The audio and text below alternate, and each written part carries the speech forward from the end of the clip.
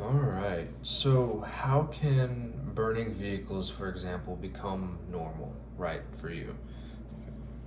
So, basically, what we're talking about today is, like what is normal and like basically how does your brain actually like kind of decide that and put it into your, I guess, everyday life, right? So, where we're going with this is basically going further into Thinking Fast and Slow by Daniel Kahneman, right? So, I guess first, um, why this is important and kind of his main point is basically in order for something to kind of seem normal, basically this concept must be coherent, which is a part of our system one, right? Which is basically what he calls like your kind of subconscious brain, right? So right, just but also just because it's coherent doesn't necessarily mean it has to be true. It just has to seem true at a glance enough, or has to seem true enough for your system two, your conscious mind to kind of basically let it slide in a way, right? So, and we'll get more in depth and I'll explain more throughout the video. So, what is normal, right? So, the definition by Merriam-Webster is basically conforming to a type, standard, or regular pattern, or is characterized by that which is considered usual, typical, or routine, right? And so, basically, the main premise for this is this kind of deciding what's normal is the main function of System 1, right? And so basically what he calls it is it updates a model of your personal world, like from your perspective, right? Also, side note, please tell me if the ring light is annoying you guys. Mostly with the reflection of my glasses. Haven't quite figured out where to put it to where it's not much of a problem, but still actually like works. Anyways, I don't know if it's distracting seeing it bounce around my glasses and stuff, but there's not much I can do about that right now. But anyways, so basically, one of the examples he gives is burning vehicles on the side of the road. And so for him, he said, under some conditions, passive expectations quickly turn active, right? And so basically, it's like he and his wife were driving somewhere, I forgot what it was, and they saw a vehicle on fire on the side of the highway. And basically, after some amount of time or whatever, then when they're driving by again, same thing happened, right? So basically, it's like after that, they're kind of. I mean, I guess it's not all too surprising. Like it's obvious that it's possible for a vehicle to be on fire on the side of the highway, and basically after the second time it happened at the same spot, they started to basically expect to see a vehicle on fire every time they passed that spot, which I thought was funny because the same thing happened to me, right? Like actually the same example too. So like especially when I was in college, I would drive back home from basically Nashville, Tennessee over to Northeast Tennessee, and every time I passed Knoxville, like after like the first couple years of me doing that, every so often, I noticed under one of the overpasses there was a car that was on fire one of the times. And probably like 6 to 8 months later, when I went back for a different holiday, another vehicle was on fire in that same spot, basically under the same overpass. And so, quite literally, like the same thing kind of happened. And for the next year and a half or so until I graduated and kept doing that drive, I noticed every time I would pass that overpass, I'd always look to see if there was a car on fire, just because it happened. That in the grand scheme of things, like that's not very often. It happened twice, right? But it's still like something passive that could possibly happen that is rational. It's a possibility, turned into like an active expectation almost, right? And that being said, our next little part he calls the Moses illusion, if I could speak this morning, which basically is like you ask the question, like he says, how many animals of each kind did Moses take into the ark, right? And basically, I mean, for people who stop and like pay attention to it, right? Moses didn't take any animals onto the ark. It was Noah, right?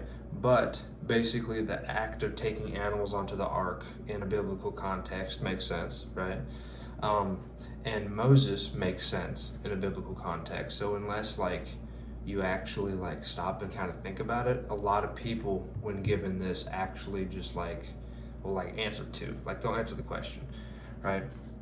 So exactly what he says is Moses took no animals into the ark. Noah did, like the incident of the wincing soup eater, which is another example we gives earlier.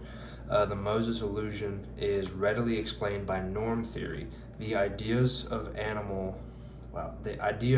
going into the ark sets up a biblical context, and Moses is not abnormal in that context. You did not positively expect him, but the mention of his name is not surprising, right? Same thing as the burning car, right? So it's like you didn't positively expect to see the burning car the first time, but after you saw it, so that second time you kind of expected it, right? It turned into like an active expectation in a way, right?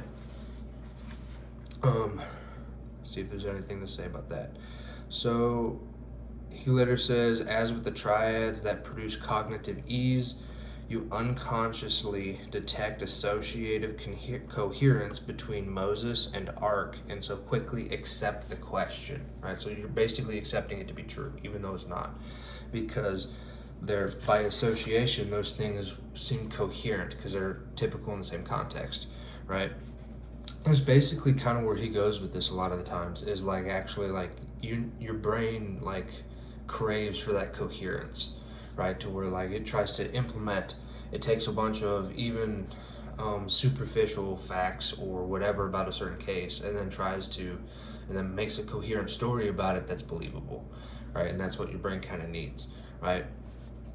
So comment before we get too much more into that. He says, studies of brain responses have shown that violations of normality are detected with astonishing speed and subtlety, right? And so seeing that something is abnormal happens much, much quicker than like with the Moses illusion, to where you actually have to like kind of think about it, right? It like those two concepts are coherent together. And so your brain doesn't pick it up as fast, right? Whereas if they were like the ark and Tom Brady, I don't know, that pop up a big red flag, because those two don't make sense together, right? That being said, he says, we have norms for a vast number of categories, and these norms provide the background for the immediate detection of abnormalities, right? And so basically, I mean, if you try to compare, like if, it's a good version, like if you say like, I think he says later, like the mouse ran over the elephant's trunk, right? Everyone has kind of the same idea of what that means, right? Everyone's kind of mostly viewing like a small mouse, probably the size of how they actually are, running over the trunk of an elephant that's the size of an elephant, right? And we all kind of have general agreements of, like, for example, the sizes of those things, right? That's kind of where he's going, is there's norms for everybody in a way that that seem normal. But yeah, so basically where I'm going with this again is like the system one, the purpose is to find a coherent, casual story to link those fragments, right? And he gives another example of like was it Saddam Hussein's capture and what had happened during like news headlines and stuff. So basically like no matter, the examples he gives is a Bloomberg news service flashed the headline, U.S. Treasuries rise, Hussein capture may not curb terrorism, right? So two completely separate stories, but basically showing like kind of causation in a way. Like people need to find the cause for something in order to explain it in a way. And he said like a half an hour later, the bond prices fell back to where they were before, and the next headline was U.S. Treasuries fall, Hussein capture boosts allure of risky assets, right? So there's an implied causation there, even though it don't make all too much sense in a way, right? I mean, obviously you can make the argument, you know, like towards, you know, I'm not even going to go there. News stories and asset prices, but not the purpose of this video, whatever. So basically, obviously Hussein's capture was the major event of the day, and because of the way the automatic search for causes shapes our thinking, that event was destined to be the explanation of whatever happened in the market that day. It was used to explain both bond prices going up and down in the same day, right? Basically, it's not, what I'm trying to explain is not so much like this specific example, it's more of like the general need for coherence for us to kind of understand something, and a lot of the times that's used with cause, right? We need that story, right? And so he gives a specific example of like, after spending a day exploring beautiful sights in the crowded streets of New York, Jane discovered that her wallet was missing, right? So what's the first thing that popped into your head? And for me, it was pickpocket, which he actually uses in the book. So like for a lot of people, pickpocket is associated with the story better than sights, even though the word pickpocket isn't even in that story, the sentence long story, right? So basically it's the word pickpocket associates better with the fact that her wallet was missing in a crowded New York City, right? As opposed to talking about the beautiful sights of New York City, where that was actually said in the sentence, right? Like, I guess that's an example of, like, for in this case, my brain, like, coming up with a cause or explanation for the reason why her wallet's missing. That makes sense in the crowded New York City context, right? And you don't even really notice it, okay? Again, like this, the coherence of it leads to the idea of it being normal, if that makes any sense, right? So, with that being said, next video I'm going to go more into and try to explain like that, like